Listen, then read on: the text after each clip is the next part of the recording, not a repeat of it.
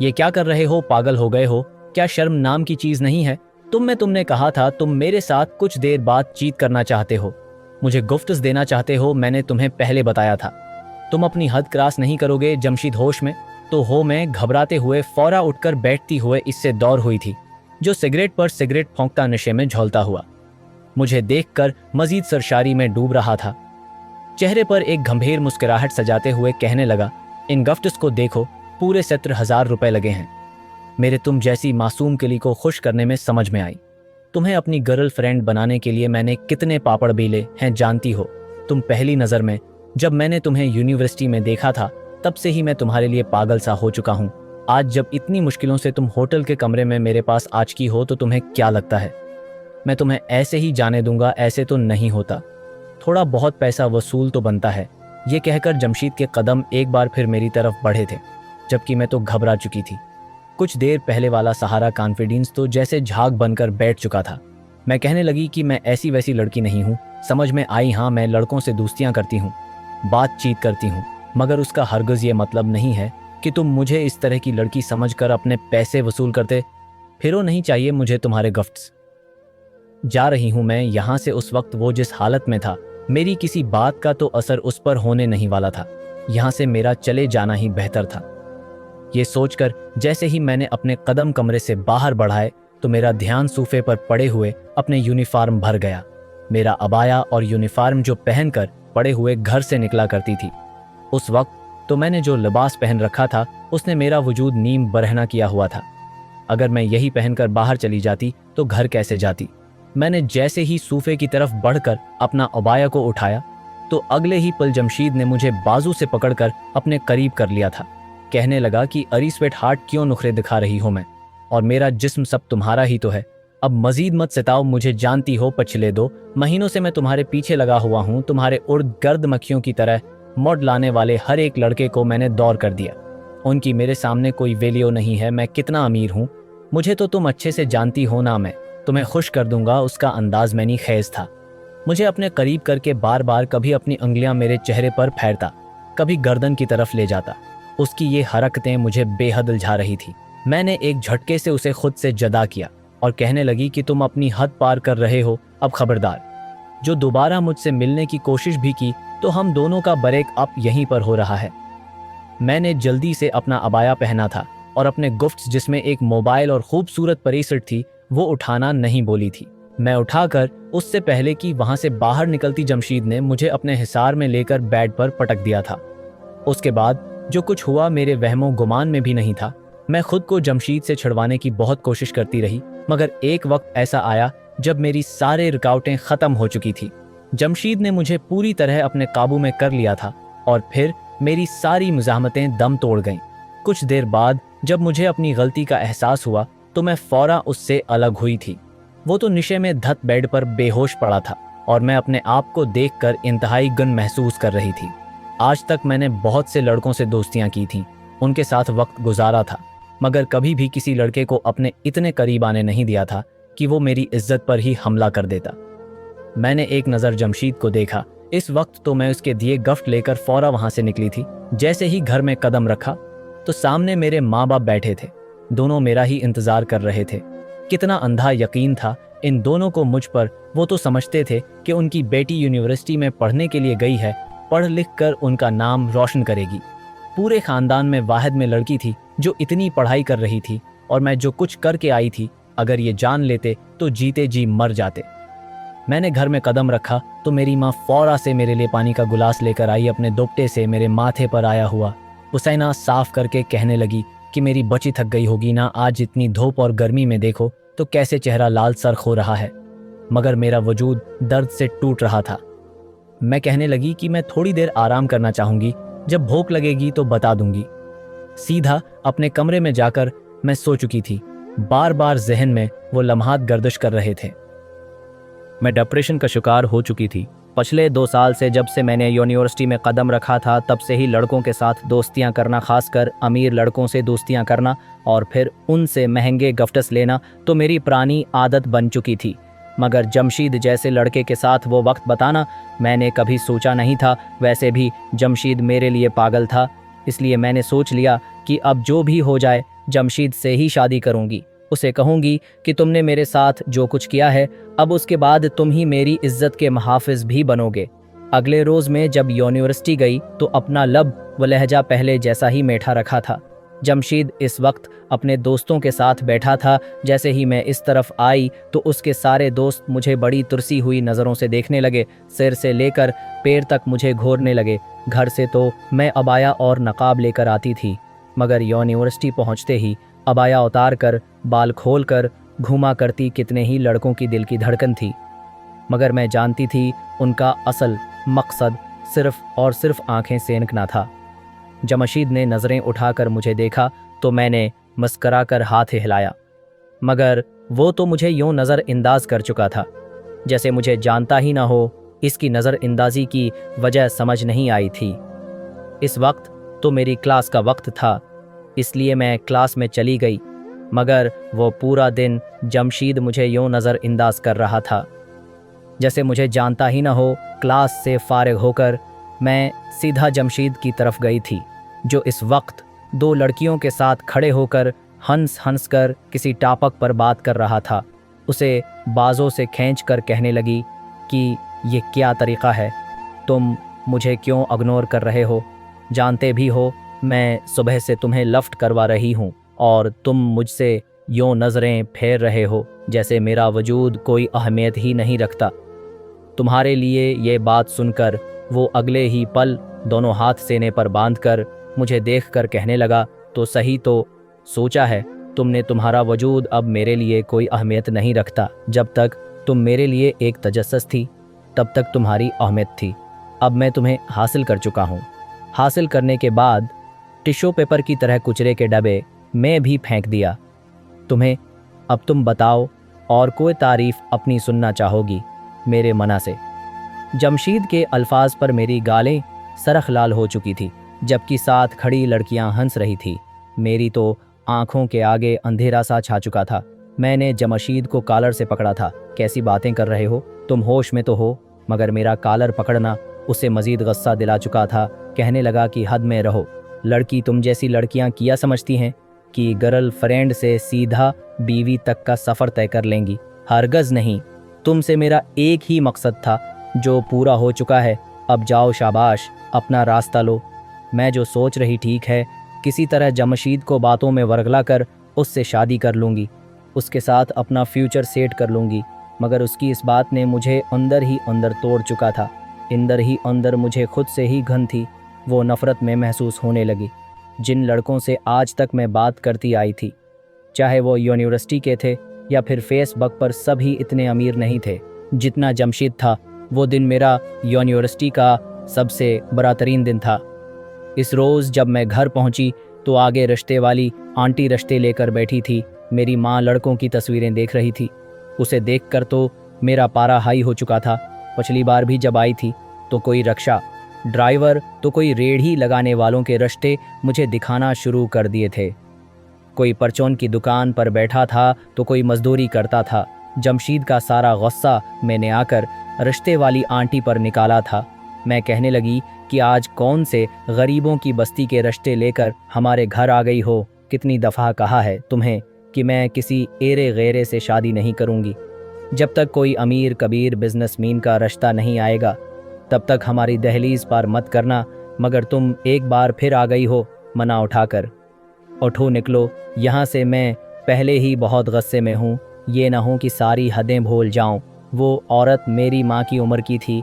मेरी यह बात सुनकर कहने लगी कि आए हाय लड़की, तुझे तो मैं अपनी औलाद जैसा समझती हूँ, तभी तेरे लिए इतना अच्छा रिश्ता लेकर आई। मगर शगफ्ता बेगम जैसी तुम्हारी लड़की की हरकतें, भला ये लड़का तो मैं नहीं दिखाने वाली। तभी रिश्ते वाली खाला के हाथ से वो तस्वीर गिरकर ज़मीन बोस हुई थी। जैसे ही मेरी नज़र लड़के पर गई और उसे सूट बूट पहने देखा तो मेरे तो जैसे मना में पानी सा आ चुका था।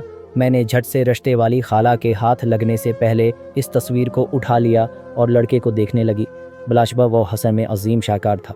उम्र में 35-40 के दरमियान का तो लाजमी था, मगर फिर भी उम्र से कम ही लगता था। अरे ऐसे लड़के तो सिर्फ फिल्मों ड्रामों में ही हुआ करते थे, और मुझ जैसी लड़की तो उसे देखकर ही जैसे जमशीद जैसे कितने ही लड़कों को भूल भाल चुकी थी।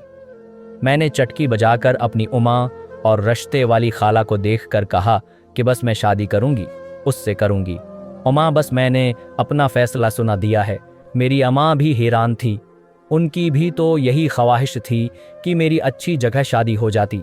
इस लड़के को देखकर रिश्ते वाली खाला कहने लगी, शक्र है तुझे कोई लड़का पसंद तो आया। ये मैं भी जानती हूं कि तेरी नज़र इस शख्स की मोटे रकम पर है, तस्से तो उसके ज़ाहिरी हसन और माल व दौलत पर मर मिटी है। बहरहाल मुझे क्या, मुझे तो अपना अलो सीधा करना है। मगर मेरी बात तो सुन ले, इस लड़के के बारे में पूरी हकीकत तो जान ले। रिश्ते वाली खाला मुझे कहती रह गई, लेकिन मैं तो ऐसी पागल हुई थी कि अपनी उमा के गले में बान्हें डालकर कहने लगी कि अरे ऐसे लड़कों के तो सो ऐब भी माफ़ हैं। बस मैं अब उसकी ही बीवी बनूंगी, जल्दी से शादी के इंतज़ामात करो। मुझे अपने हसन पर बड़ा नाज था। इतना तो मैं जानती थी कि मुझे जो भी देखेगा पहली नज़र में ही पसंद कर लेगा। हुआ भी ऐसे ही था। रिश्ते वाली खाला का कहना था कि उस शख्स की पहले भी एक बार शादी हो चुकी है, मगर सिर्फ 6 महीने ही पहली शादी रह सकी और फिर पहली बीवी उसे छोड़कर भाग गई। मेरी माँ को कुछ अंदेशे हुए थे। मेरे वालिद को भी ये बात परेशान कर गई कि आखिर वजह क्या बनी कि पहली बीवी छोड़कर चली गई। देखने में तो ये शख्स काफ़ी खामोश तबीयत और शरीफ लगता है, मगर मेरी ज़िद थी जिसकी वजह से मेरे माँ बाप को कुछ समझने का मौका ही न मिला और यूँ मेरा इस लड़के से रिश्ता तय हो गया। जब पहली बार मेरे माँ बाप फरहान के घर उससे मिलकर आए थे तो उनके चेहरे पर खुशी के तासरात थे। फूरा मुझे गले से लगाकर मेरा माथा चूम कर कहने लगे कि अरे मेरी बच्ची, तेरे तो नसीब खुल गए। इतना बड़ा महल नमा घर हमें तो समझ नहीं आती कि हम कहाँ जाएं, कहाँ बैठें। एक एक चीज़ बहुत कीमती थी। उनके घर के सामने तो हमारा घर बिल्कुल मुर्गी के ड्रबे बराबर लगता है। ये सुनकर मैं भी थोड़ी हैरान हो चुकी थी, लेकिन अपने बाप के माथे पर परेशानी के बल देखकर कहने लगी कि इरे आबा, क्या आप खुश नहीं हुए? क्या आपको अपना होने वाला दामाद पसंद नहीं आया? मेरी बात सुनकर मेरे वालिद चारपाई पर बैठते हुए कहने लगे कि वो सब तो ठीक है, लड़का भी अच्छा है, माँ बाप उनके जिंदा नहीं हैं, एक फरहान है और एक उसका छोटा भाई। इतने अमीर लोग हैं, उन्हें तो कोई भी अच्छी लड़की मिल सकती थी। मुझे समझ ये नहीं आ रही कि आखिर उसने हम जैसे गरीब तबके के लोगों में ही रिश्ता क्यों ढूंढा। मेरी माँ फोरा कहने लगी कि अरे ये फरहान जैसे लोग बड़े अच्छे और खुदा तुर्स होते हैं। उनको पता होता है कि अगर ये अपने ही जैसे लोगों में शादी करेंगे तो लड़की आकर सिर्फ मेक अप थूम कर डेकोरेशन पीस बनकर बैठ जाएगी। घर के काम काज करना तो उनसे होगा नहीं, इसलिए वो हम जैसे सफ़ेद पोश लोगों के घरों से लड़कियां ढूंढते हैं जो उनके घर को जंत बनाकर रख सके। फरहान ने सादगी से निकाह करने का फैसला किया था। मैं जो समझ रही थी कि शादी धूमधाम से होगी, मेरी बारात आएगी तो पूरा गांव देखेगा, मगर ऐसा कुछ नहीं हुआ था। फरहान ने कहा था कि वह सादगी से ही निकाह करेगा। हाँ, अलबत्ता निकाह का जोड़ा जो लाया गया था वो बड़ा ही भारी और कीमती था। दुल्हन बनकर मैं किसी शहजादी से कम नहीं लग रही थी। खुद को आईने में देखकर मैं खुद ही खुद की दीवानी होने लगी, मगर एक खौफ मेरे दिल में पंप रहा था। घबराहट भी इंदर ही इंदर मेरे वजूद में सरायत कर रही थी। ये बात सिर्फ मैं ही जानती थी कि मैं शादी से पहले ही अपनी इज्जत खो चुकी हूँ। अगर ये बात फरहान को पता चल जाती तो बस यही दावा कर रही थी कि वो मेरी ज़िंदगी की पहली और आखिरी गलती थी। अब तो मैं हर गलती, हर गुनाह से तौबा करके बस फरहान के साथ अपना घर बसाने वाली हूँ। निकाह के बाद रुखसत होकर मैं फरहान के साथ उसके घर आ चुकी थी। एक नज़र घूंघट में ही मैंने सिर उठाकर फरहान की तरफ देखा था। मेरे साथ वो बेतहाशा जज रहा था, बेहद खूबसूरत था। तस्वीर से भी ज़्यादा खूबसूरत इस वक्त तो मेरे साथ चलते हुए लग रहा था। मेरे तो तन मन में एक आग सी लग चुकी थी। मुझे वहाँ पर लाकर बैठा दिया गया। लावंज में एक बार फिर मेरी और फरहान की फ़ोटो सेशन शुरू हो चुकी थी। आसपास फरहान के कुछ रिश्तेदार भी मौजूद थे। बार बार मुझे यूँ महसूस हो रहा था जैसे किसी की गहरी चुभती हुई नज़रें मेरे वजूद पर गर्दिश कर रही हैं, मगर मुझ में इतनी हिम्मत नहीं थी कि मैं आसपास नज़रें दौड़ाकर देख सकूं कि कौन है जो मुझे देख रहा था। फरहान की अपनी कोई बहन नहीं थी, एक बूढ़ी औरत थी जो इस वक्त उनकी खुशी में शरीक थी। वही मुझे फरहान के कमरे में छोड़ कर गई थी। वह फरहान के कमरे में बैठाने के बाद कहने लगी कि बेटा बड़ी ही हिम्मत वाले हैं, तुम्हारे माँ बाप जिन्होंने अपनी भोल सी बची हमारे फरहान को सौंप दी, वरना मुझे तो लग रहा था कि मेरे फरहान का घर दोबारा कभी बस ही नहीं सकेगा। इस औरत की बात सुनकर मैंने पलकें उठाकर देखा। मैंने कहा, जी क्या मतलब है आपका? इस बात से मेरी बात सुनकर वह फौरा नफ़ी में सिर हिलाकर कहने लगी कि अरे नहीं, कुछ नहीं, बस ऐसे ही तुम इतनी कम उम्र हो, खुश अक्ल हो, खूबसूरत हो, मगर थोड़े मुतवस्सित तबके से ताल्लुक़ रखती हो। शायद तभी तुम्हारे घर वालों ने बग़ैर छान-बीन के तुम्हारा रिश्ता हमारे फरहान को दे दिया, वरना ख़ानदान में तो लड़कियां फरहान के नाम से भी खौफ खाती हैं। इससे पहले कि मैं इस बात का मतलब पूछती, दरवाजे पर फरहान आकर खड़ा हो चुका था। अगले ही पल फरहान की आवाज़ गूंजी, जो अपनी घनबियर आवाज़ में कह रहा था कि दाई उमा, आप इस वक्त यहाँ पर क्या कर रही हैं? आज मेरी और मेरी दुल्हन की सुहाग रात है, मेरे लिए बादाम पस्ते का दूध भजवा दीजिए और मेरी नई दुल्हन से भी पूछ लीजिए, उसे किसी चीज़ की ज़रूरत तो नहीं। मुझे फरहान की आवाज़ पर एक खौफ सा लाहक हुआ था। फरहान की आवाज़ मुझे आने वाले लम्हात का सोच कर ही घबराने पर मजबूर कर रही थी। न जाने क्या हो जाता अगर उसे मेरी सच्चाई पता चल जाती। ये सोचते हुए मुझ पर घबराहट सी तारी हो रही थी। लगाई बुझाई करने में और मक्खन लगाने में तो मैं वैसे भी तेज थी। फरहान मेरे सामने आकर बैठ चुका था। कुछ देर तो मुझे देखता रहा और फिर अगले ही पल मेरा घूंघट उठाकर जैसे देखा तो इस पर तो सख्ता तारी हो चुका था। जब बहुत देर तक फरहान कुछ न बोला तो मैंने नज़रें उठाकर फरहान की तरफ देखा। जैसे ही मैंने नज़रें उठाई तो अगले पल फरहान चलाया था। ये क्या, तुम में तो मशरक़ी लड़कियों वाला ज़रा भी रंग रूप नहीं आया। तुम्हारी तो ये पहली शादी है न, मगर जैसी कनवारी दोशीज़ाओं के चेहरे पर नूर होता है, चमक होती है, वो तो मुझे कहीं भी दिखाई नहीं दे रहा। यह किया बेहियाओं की तरह खुद ही नज़रें उठाकर मुझे देख रही हो। क्या तुम्हारी माँ ने तुम्हें नहीं सिखाया था कि जब तक शौहर थोड़ी तले हाथ रखे, चेहरा ना उठाए और ख़ुद हुक्म सादर ना करे, तब तक लड़की को पलकें उठाकर देखना नहीं चाहिए? फरहान की ज़बान से निकलते हुए अल्फाज मेरे रोंगटे खड़े करने पर मजबूर कर रहे थे। मैंने घबराकर फरहान की तरफ देखा और फिर अगले पल नज़रें झुका लें मेरे चेहरे पर पसीने की बूंदें आने लगी तो अगले पल मुस्कुराकर वो मेरे करीब आ गया और कहने लगा कि अरे, ये तुम्हारे चेहरे पर शबनम के कतरे क्यों अभरने लगे हैं? क्यों मेरे दिल पर छरियां चला रही हो? बिल्कुल हसन की मलका लगती हो। जानती हो, जब मेरी पहली शादी होनी थी तब भी मेरी यही ख्वाहिश थी कि मेरी दुल्हन की उम्र कोई 18 साल हो और वो हसैन दोशीज़ा हो, जिसका दिल सिर्फ और सिर्फ मेरे लिए धड़के। मगर तुम जानती हो मेरी पहली बेबी ने किया क्या? अरे, मुझसे पहले उसका चिकर अपने चुच्चाजाद से चल रहा था। मुझसे तो ये सब कुछ बर्दाश्त ना हुआ। मैंने तो उसे मार मार कर सीधा कर दिया। अच्छा हुआ खुद ही मेरी ज़िंदगी से भाग गई, वरना मैं तो उसे यहीं पर सोली पर लटका कर उसके टकड़े टकड़े कर देने थे, अबरत का निशान बना के रख देना था। मगर अब मुझे लगता है कि मेरा इंतखाब ठीक है। तुम तो एक पाकबाज, खूबसूरत और नेक लड़की हो ना, जो मेरे घर को जन्नत बना दोगी और कभी भी मेरी इमानत में ख़यानत नहीं करोगी। मुझे तो समझ नहीं आ रहा था कि फरहान की इस बात पर मैं जवाब क्या देती। एक बार में उसने मुझे गूंगा करार दे दिया था। मेरे जहन में किसी फिल्म की तरह वो सारे लड़के चलते रहे जिनके साथ मैंने आज तक बात की थी, जिन्हें मैंने झूठे प्यार के वादे दिलाए थे और कहा था कि मैं तो बस सिर्फ उन्हीं की हूँ, उन्हीं से बात करती हूँ और उन्हीं से शादी करूँगी। अभी एक लड़का जो मेरे प्यार में बिल्कुल ही अंधा हो चुका था, मेरे गांव का था, उससे भी मैंने खूब पैसे बटोरे थे। मेरी शादी से एक रोज़ पहले काल पर फूट फूट कर रो रो कर कह रहा था कि मुझे धोखा मत दो, मेरी हचकियाँ तुम्हें बर्बाद कर देंगी, मेरी बद दुआएं तुम्हें सुकून से जीने नहीं देंगी।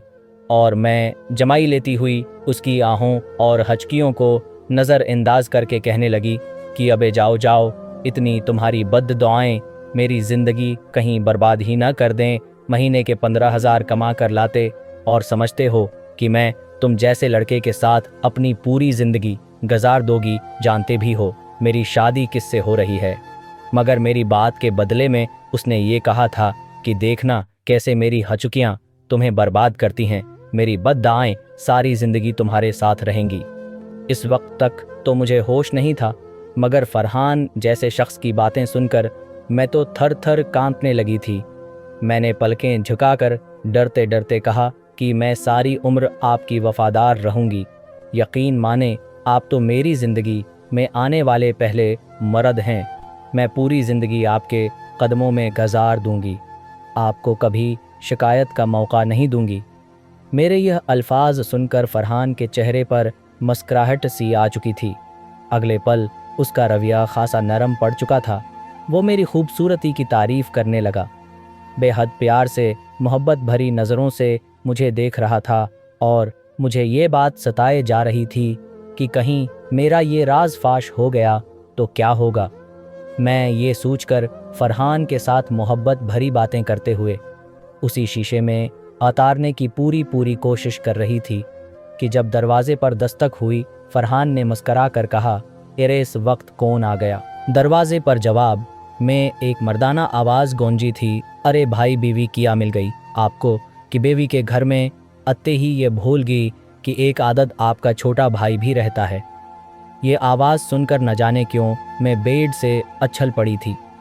फरहान मुस्कुरा कर कहने लगा, अरे यार जहाँ तुम हो वहाँ मुझे कोई और दूसरा नहीं है। दरवाजे पर दस्तक देने की क्या ज़रूरत है, तुम्हारा अपना ही कमरा है, आ जाओ अंदर में दुल्हन बनी। इस वक्त फरहान के हाथों में हाथ देकर बैठी थी। जब दरवाज़ा खुला और सामने खड़े शख्स को देखकर मुझे लगा जैसे मेरे जिस्म से रूह जिद्दा हो जाएगी। यह तो जमशीद था। मैं कितनी बार अपनी आंखें बंद करके दोबारा खोल कर देखने लगी कि शायद ये ख्वाब हो, ये झूठ हो, मगर नहीं, यही सच था। जमशीद मेरे सामने खड़ा था, मुस्कुराता हुआ आगे बढ़ा, अपने हाथ में मौजूद एक खूबसूरत सा गुलदस्ता मेरी तरफ बढ़ा दिया और कहने लगा, कैसी हैं आप भाभी जी। सब मेहमानों के सामने मेरा आपके साथ तारफ़ नहीं हो सका, इसलिए सोचा कि इस वक्त आपसे एक मुलाकात कर ली जाए। फरहान मुस्कुराकर बताने लगा कि मेरी कल कायनात मेरा यही लाडला भाई है, तुम बिल्कुल उसे अपने छोटे भाई की जैसे समझो। मगर मैं तो यूँ थी जैसे मेरा सांस ही बंद हो जाएगा। मैं उस घटिया शख्स को कैसे भूल सकती थी। पता नहीं वह घटिया था या मुझे लगा जैसे मैं यहीं पर बेहोश हो जाऊंगी, मेरा सांस रुक जाएगा। बड़ी मुश्किल से मैंने अपना ठंडा पड़ता हाथ जमशीद के हाथ में दिया था, जो अगले ही पल तंज करके कहने लगा, अरे भाभी जान, आपके हाथ इतने सर्द क्यों हो रहे हैं? खैरियत तो है? आप इतनी ठंडी क्यों हैं? ऐसे लग रहा है जैसे मुझे देखकर आप थोड़ी बेचैन सी हो गई हैं। रिलैक्स, अगर आपको मेरा उस कमरे में आना अच्छा नहीं लगा तो मैं यहाँ से चला जाता हूँ। मुझे तो कोई कुछ बोलने का मौका ही नहीं दे रहा था। मेरे बोलने से पहले ही फरहान कहने लगा कि अरे उसे क्यों बुरा लगेगा, कल की लड़की कौन होती है मेरे भाई को इस कमरे से निकालने वाली। अरे तुम्हारा जब दिल करे, जब मन चाहे उस कमरे में आ सकते हो भाभी है। यह तुम्हारी उस घर की मालिक नहीं जो तुम पर हुक्म चलाएगी। फरहान की बातें सुनकर मैं तो दम बखुद सी रह चुकी थी। फरहान की बात सुनकर इतना तो अंदाज़ा मुझे हो ही चुका था कि ये दिमाग का थोड़ा पैदल किस्म का शख्स है, औरत पर शक करने वाला, वो रोब झाड़ने वाला है, और इस बात का पूरा फ़ायदा शायद जमशीद उठाने वाला था। मुझे तो इस वक्त पर पछतावा हो रहा था। जब मैंने फरहान से शादी करने के लिए हामी भरी थी, मैं तो समझ रही थी कि ये जमशीद से भी ज़्यादा अमीर है, उससे शादी करके मेरी ज़िंदगी सेट हो जाएगी। मगर यहाँ तो दोबारा जमशीद ही मेरे गले पड़ चुका था। जिन नज़रों से मुझे जमशीद देख रहा था, मुझे उसके इरादे भी कुछ ठीक नहीं लग रहे थे। मेरी सारी खुशी एकदम से झाग बनकर बैठ चुकी थी। मैं अपना अरूसी लहंगा उतार कर जैसे ही कमरे से बाहर निकली तो सामने फरहान टांग पर टांग चढ़ाए नियम दराज बैठा था। कहने लगा कि सुनो ज़रा मेरे जोते तो अतार दो बला शबह। वो शोर था, मगर नई नवेली दुल्हन से ही ये सारे काम पहले दिन से करवाना शुरू कर देना। मैं थोड़ी झिझकी सी थी। मैं कहने लगी कि आप खुद भी तो अतार सकते हैं, मेरी कींची जैसी चलती ज़बान कब से खजली कर रही थी। बस किसी तरह मुझे ज़बान चलाने का मौका चाहिए था। मेरे मना से ये अल्फाज सुनकर फरहान ने मुझे घौर कर देखा और कहने लगा कि क्या कहा तुमने, मुझे ठीक से सुनाई नहीं दिया। मैं अगले ही पल उसके पास गई और बड़े प्यार से उसके जूते उतारे और कहने लगी कि औरे नहीं, कुछ नहीं, मैं कह रही थी कि अगर आप कहीं तो मैं आपके पैरों की मसाज भी कर दूं। अगले ही पल वह कहने लगा कि हाँ कर दो, वैसे भी तुम्हारे घर की कुछ गलियों में मेरी गाड़ियाँ तो जा नहीं सकती थी। चल चल कर मेरे पाँव दिख रहे हैं। मुझे लगा था कि ये शख्स जिस कदर तरसा हुआ, मुझे लग रहा है सहागरात के नाम पर मेरी हालत ख़राब कर देगा, मगर वो तो मुझसे अपने पैर दबवा रहा था।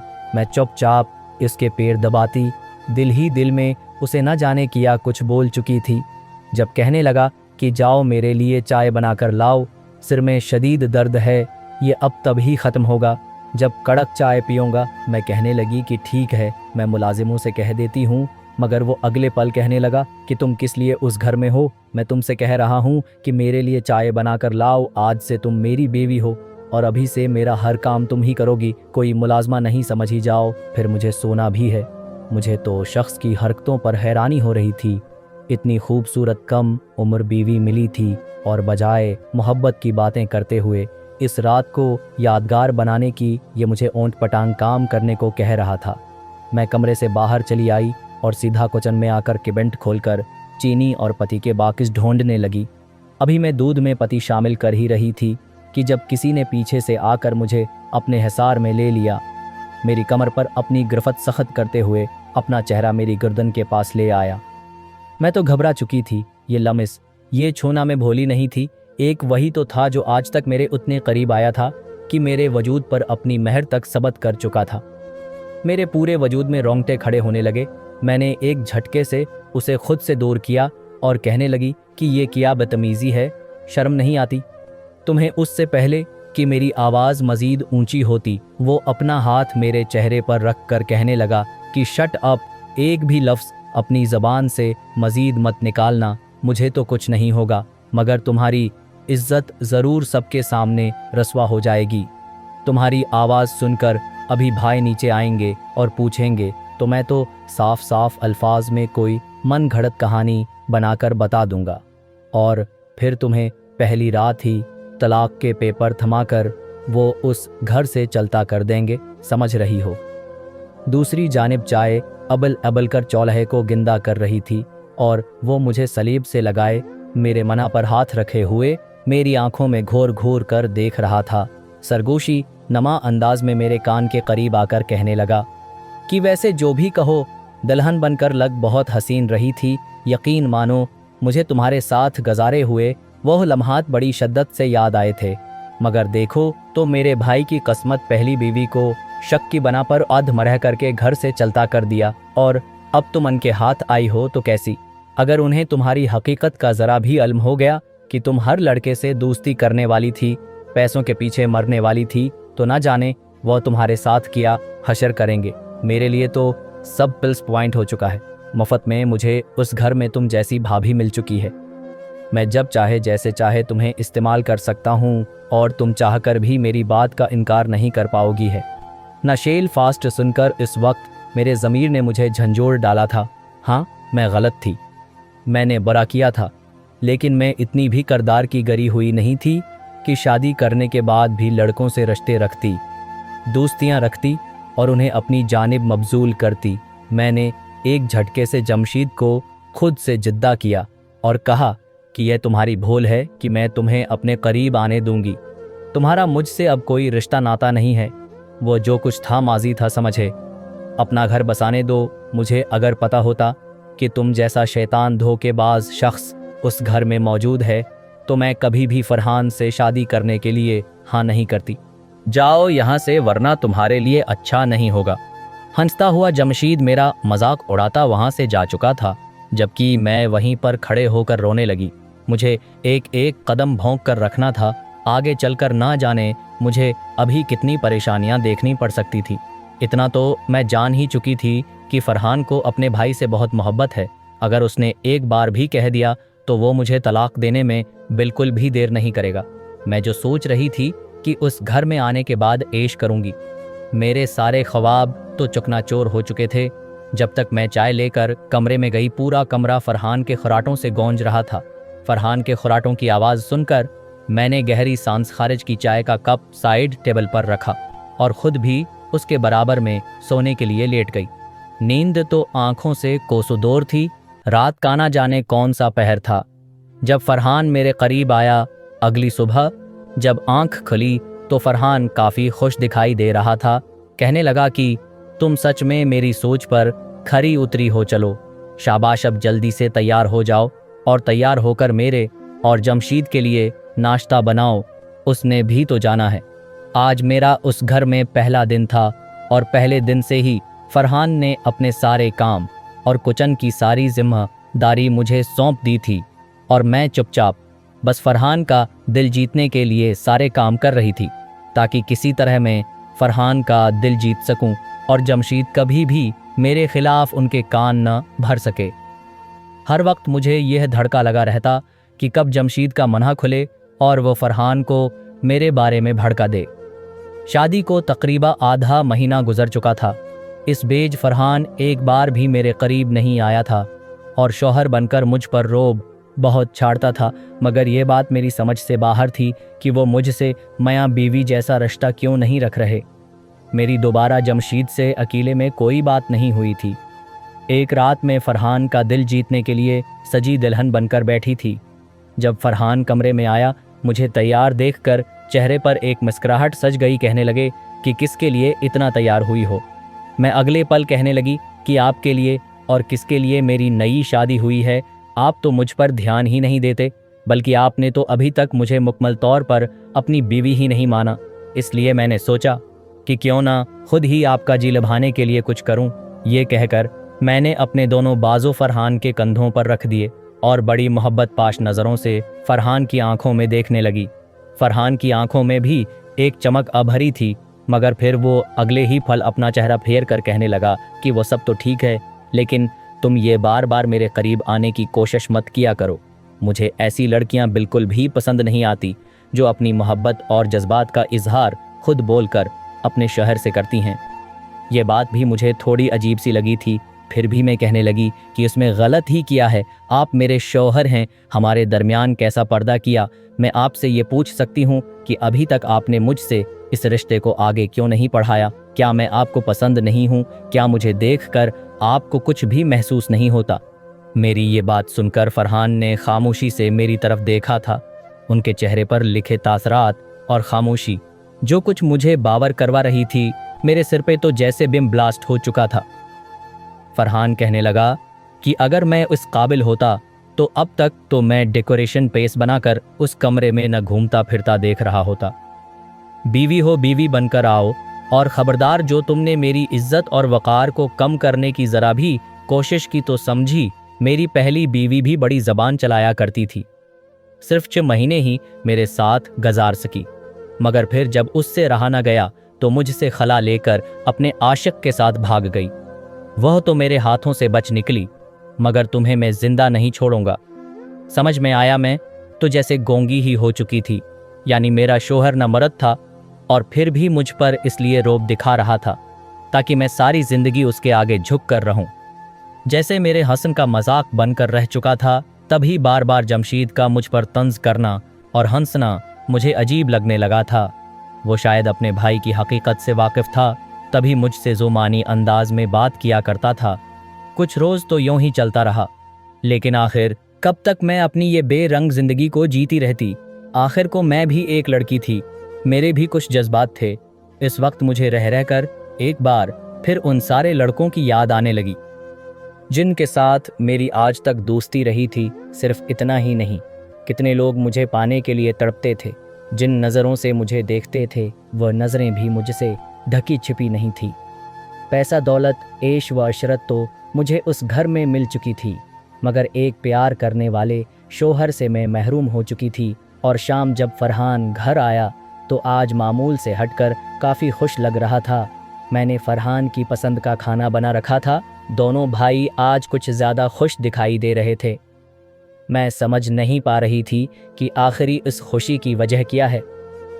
खाना खाने के बाद जैसे ही मैं कमरे में गई तो फरहान ने मेरे दोनों हाथ पकड़ लिए और कहने लगा कि तुम मेरी एक बहुत अच्छी बीवी साबित हुई हो। तुमने मुझे शिकायत का कोई मौका नहीं दिया। मुझे तुम जैसी एक बीवी चाहिए थी। मगर जानती हो, मेरे से लोग अब बार बार ये सवाल पूछते हैं कि फरहान साहब, आप हमें खुशखबरी कब सुना रहे हैं, कब हम आपके बच्चों के बर्थडे पर आएंगे। अब तो आपको भी एक बच्चा प्लान कर लेना चाहिए। मगर मैं उनको क्या बताऊं कि मैं तो इस काबिल भी नहीं हूं। फरहान की ये बात सुनकर मुझे भी थोड़ी फिक्र सी हुई थी। वाकई बच्चे तो मुझे भी पसंद थे। सारी बातों से हटकर मेरी भी ख्वाहिश थी कि मैं भी माँ बनती, माँ के दर्जे पर फायद होती। इस वक्त मैंने फरहान को दिलासा दिया कि आप फिक्र मत करें, हम कल ही डॉक्टर के पास जाएंगे और अपना चेकअप करवाएंगे। हर बीमारी का इलाज ज़रूर होता है, देखिएगा। हम दोनों ज़रूर इस दर्जे पर फायद होंगे। लेकिन अगले पल फरहान तो हत्थे से ही अकड़ चुका था। कहने लगा कि ये क्या बात कर रही हो तुम चाहती हो कि मैं पूरी दुनिया के सामने ढंढोरा पीट दूं कि मुझे ये बीमारी है। पागल हो गई हो तुम। पूरी दुनिया फरहान मलक को जानती है और तुम मेरी बेइज्जती करवाना चाहती हो। हरगिज़ नहीं, चुपचाप जो मैं कह रहा हूँ वो करो, उससे हमें वार्थ भी मिल जाएगा और मुझे उससे किसी तरह का कोई मसला भी नहीं है। और मैंने जमशीद से भी बात कर ली है, उसे भी इस बात से कोई एतराज़ नहीं है। बस तुम्हें मैंने बताना था। फरहान की बातें मुझे समझ नहीं आ रही थी। आखिर उनका ये कहने का मकसद क्या है। मैं फरहान को हैरत से देखकर कहने लगे कि क्या मतलब, किस बारे में आपने जमशीद से बात कर ली है। मुझे आपकी बात कुछ समझ में नहीं आई। इसके बाद फरहान जो बोला, मेरे तो पैरों के नीचे से ज़मीन निकल चुकी थी। फरहान कहने लगा, देखो मैं तुम्हारा शोहर होकर तुम्हें ये हुक्म देता हूँ कि तुम जाओ और जाकर आज की ये रात जमशीद के साथ गुजारो। मुझे बस अपना वारस चाहिए, इस घर का अपना खून चाहिए, जो मैं न सही मगर जमशीद भी दे सकते हैं। मैं अपनी पूरी रजामंदी के साथ ये बात हमसे कर रहा हूँ। जैसे ही ये अल्फाज मैंने फरहान के मना से निकलते हुए देखे तो मैंने बग़ैर लिहाज किए एक ज़ोरदार थप्पड़ फरहान के मना पर दे मारा। मैं भी गरी हुई थी। आज तक मैंने बहुत गरे हुए काम किए होंगे, मगर मैं ऐसा करने के बारे में कभी सोच भी नहीं सकती थी, वो भी अपने पूरे होश व हवास में। मैं कहने लगी कि दिमाग ठीक है, आपका शर्म नहीं आती। आपको मैं सारी ज़िंदगी आपके साथ ऐसे ही गुजारने के लिए तैयार हूँ, लेकिन कभी भी ये गलीज़ काम नहीं करूँगी। मुझे तो सोच कर ही शर्म आ रही है कि आप जैसा शख्स मुझे ऐसा भी कह सकता है। मैंने तो एक थप्पड़ मारा था फरहान को, मगर फरहान ने मुझे गर्दन से दबोच कर एक के बाद एक 5 थप्पड़ मेरे मना पर मार दिए। मेरे नाक और होंठों से खून निकल चुका था। मुझे लगा जैसे मैं गिश खाकर गिर जाऊंगी, मगर फरहान मुझे मार कर कहने लगा कि इज्जत रास नहीं आई। तुझे मेरी पहली बीवी भी यूं ही मुझे इनकार कर गई थी, लेकिन तुझे मैं इतनी आसानी से अपने चंगल से निकलने नहीं दूंगा। समझी तभी जमशीद भी दरवाज़ा खोलकर कमरे में आ चुका था। फरहान ने सफाकीत की हद पार करते हुए मुझे जमशीद की तरफ बढ़ाया, मगर उससे पहले ही मैंने खुद को जैसे तैसे जमशीद से छड़वाया और दरवाज़ा बाहर से लॉक कर दिया। वो दोनों धड़ाधड़ दरवाज़ा बजा रहे थे, मगर मैं वहाँ से भाग आई थी। ये रात के तकरीबा 11:15 बजे का वक्त था। जब मैं अपने मेके पहुंची, मेरे माँ बाप मेरी ये हालत देखकर परेशान हो गए। रोने लगे, कहने लगे कि क्या हुआ है बेटी, तुम इस वक्त इस हालत में यहाँ तक कैसे पहुँची हो। मगर मैं तो उनके पास गिर कर बेहोश हो चुकी थी। मेरे माँ बाप मुझे फ़ौरा हॉस्पिटल ले गए। होश में आते ही मैंने अपनी उम्मी को रोते हुए सारी हकीकत बता दी। वो भी गुस्से से आग बगोला हो चुकी थी। फरहान मेरे माँ बाप के घर शोर मचाता मुझे लेने के लिए आया था, मगर मेरे बाप ने फरहान को बहुत जलील किया। अपना जूता तक उतारकर फरहान के मन्ना पर दे मारा, कहने लगा कि मेरी बेटी तुम जैसे शख्स के साथ ज़िंदगी नहीं गुजारेगी। उसके बाद जमशीद भी चुप नहीं रहा था, बल्कि मेरी इज्जत की धज्जियां उड़ाने में वो भी पेश पेश था। पूरे गांव में ये बात जमशीद ने फैला दी कि मैं इंतहाई घटिया किरदार की लड़की हूँ, और यही वजह है कि मैंने शादी के बाद अपने शोहर की जगह अपने देवर पर डोरे डालना शुरू कर दिए। उसी वजह से मुझे तलाक भी हो चुकी है। मैं तो कहीं मना निकालने के काबिल ही नहीं रही थी। मेरा बाप, जिसे लोग इज्जत की निगाह से देखते थे, उसने जब इतनी बदनामी होती देखी तो गले में रस्सी डालकर खुद को फांसी लगा ली। मैं नहीं जानती थी कि मेरे सिर्फ और सिर्फ शोख मजाजी में की जाने वाली हरकतें मुझे ये नौबत भी दिखाएंगी। मैं उस वक्त को पछताने लगी जब जमशीद जैसे लड़के से मैंने दोस्ती की थी, उसके साथ वक्त गुजारा था, और न जाने जमशीद जैसे कितने लड़कों के साथ मैं अपने माँ बाप की इज्जत रोंद कर दोस्तियाँ करती रही।